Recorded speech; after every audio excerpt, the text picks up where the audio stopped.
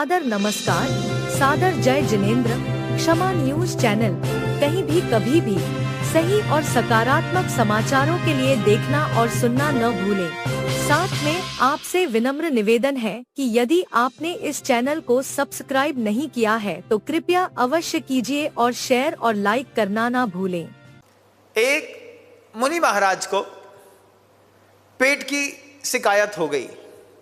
गुरुजी ने कहा कि काम करो, पेट में कॉन्स्टिपेशन की शिकायत है, आंव पड़ रही है बहुत ज़्यादा, अगले 15 दिन तक तुमको सिर्फ लौकी खानी है।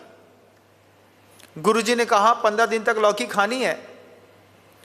आचार्य जी के सामने हाँ कर दिया। हाँ करने के बाद 4 दिन लौकी खाई होगी। 5वें दिन लौकी देख करके ही चक्कर आ रहा है। क्यों आ रहा है? हम शुरुआत तो बहुत अच्छे तरीके से करते हैं किसी चीज की, लेकिन 2-4 दिनों के बाद हम अपने स्वीकृत धर्म को छोड़ देते हैं। उन्होंने 4 दिन बाद 5वें दिन लौकी खाई। आचार्य जी ने पूछा लौकी खा रहे हो? उन्होंने हाँ खा रहे हैं। और क्या लिया?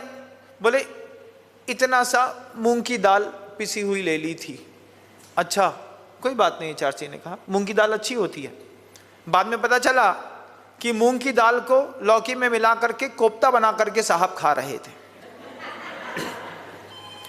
किसी से कह दिया लौकी नहीं खब रही, आचार्य जी ने कहा है कि मूंग की दाल और लौकी दोनों खा सकते हो तो इसको मिला के भी खा सकते हैं। तो सामने वाले को समझ में आ गया, तो उसने मूंग की दाल में लौकी मिलाई, उसका कोफ्ता बना करके खिला दिया। बात गुरुजी की भी सही है, मूंग की दाल ले रहे हैं और लौकी ले रहे हैं, और हमारी भी सही है कि हम लौकी ले रहे हैं और मूंग की दाल खा रहे हैं, लेकिन कोफ्ता बना करके खा रहे हैं। ये भी गजब चीज हुई। आचार्य जी को 10 दिन बाद पता चला।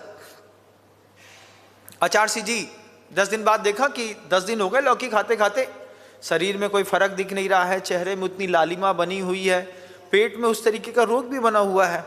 आचार्य से बोला क्यों, आराम नहीं मिला? हाँ आचार्य जी आपने जैसा कहा था वही ले रहा हूँ और कुछ ले ही नहीं रहा हूँ। जैसा आप कहते हैं बिल्कुल वैसा ही, तुम जैसा जैसा कहते हो सब वैसा वैसा। आचार्य जी पूछते हैं, धीरे से इशारा किया दूसरे साधु को, जाओ देख क्या क्या हो रहा है। 10 दिन में तो लौकी, त्रिलोक लौकी बिकलो कलंक है, 3 लोक में लौकी कलंक से रहित है।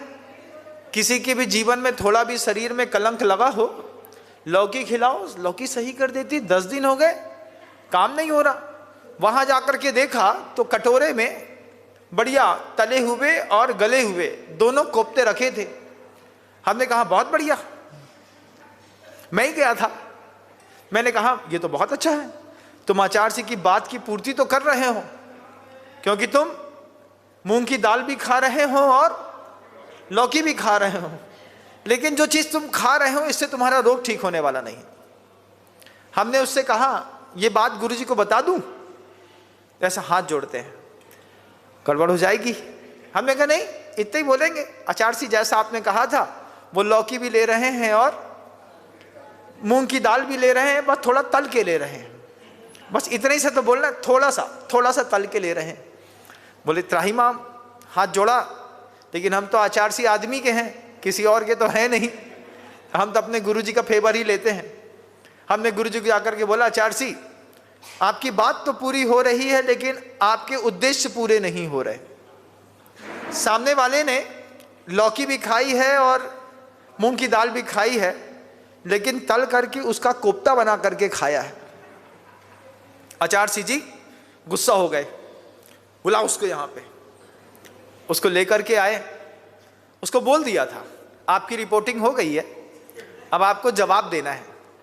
आचार्य जी के पास महाशय पहुंचे, पहुंच करके पूछा क्यों, क्या ले रहे हो? आचार्य जी वो 3-4 दिन तक तो हमने सब सिर्फ लौकी ली थी उबली वाली, उसके बाद क्या हुआ सही बोलिए।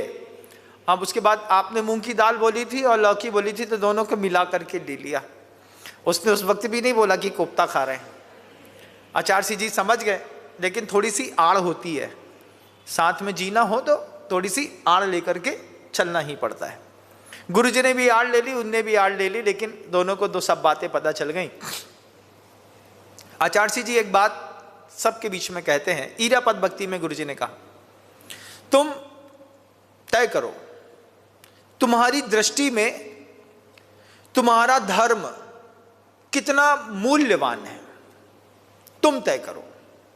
आप सबसे कहेंगे, आप तय करिए कि आपकी दृष्टि में आपका धर्म कितना मूल्यवान है, कितने प्रलोभन में आप अपना धर्म छोड़ देंगे। आप धर्म कब छोड़ सकते हैं? महाराज हम अपना धर्म कभी नहीं छोड़ेंगे। आपका कहना बस वैसे ही है जैसे आपने जिम की मेंबरशिप ले ली है।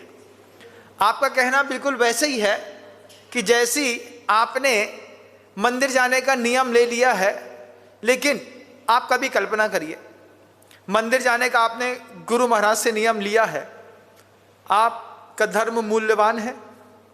उसी समय एक ग्राहकी आ जाए और बोले, सेठ एक 1200 रुपये का एक कपड़ा दे दो, उसमें आपको सिर्फ 50 या 100 रुपये बचना है, तो आप पहले मंदिर जाएंगे कि कपड़ा बेचने जाएंगे? कपड़ा बेचने जाएंगे। क्यों महाराज? अरे मंदिर तो कुछ नहीं है, मंदिर तो बाद में चले जाएंगे, बाद में भी देख सकते हैं, लेकिन ग्राहकी एक बार चला गया तो लौट के नहीं आएगा। ये आपकी नियति है, आप ऐसा ही करेंगे। आपकी दृष्टि में धर्म की कीमत 100 रुपए से भी गई बीती है।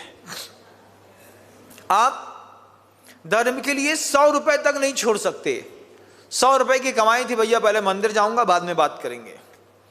बड़े बड़े भामाशाहों को देखा है मैंने, सुबह 9 बजे के बाद ही, 9:30 के बाद उठना, मंदिर जाना, पूजन करना, आराम से सामान्य भक्त बन करके घर आना, नाश्ता करना, ब्रेकफास्ट करना, परिवार वालों से बात करना, उसके बाद 9:30 बजे अपना मोबाइल अपने हाथ में लेना और काम पे लग जाना। लेकिन आप तो भामाशाह से भी बड़े भामाशाह हैं। आप रात में 12 बजे तक धंधा करते हैं, सुबह 6 बजे से फिर धंधे में लग जाते हैं। क्षमा न्यूज चैनल देखने के लिए आपको बहुत बहुत धन्यवाद। सादर प्रणाम। सादर जय जिनेंद्र।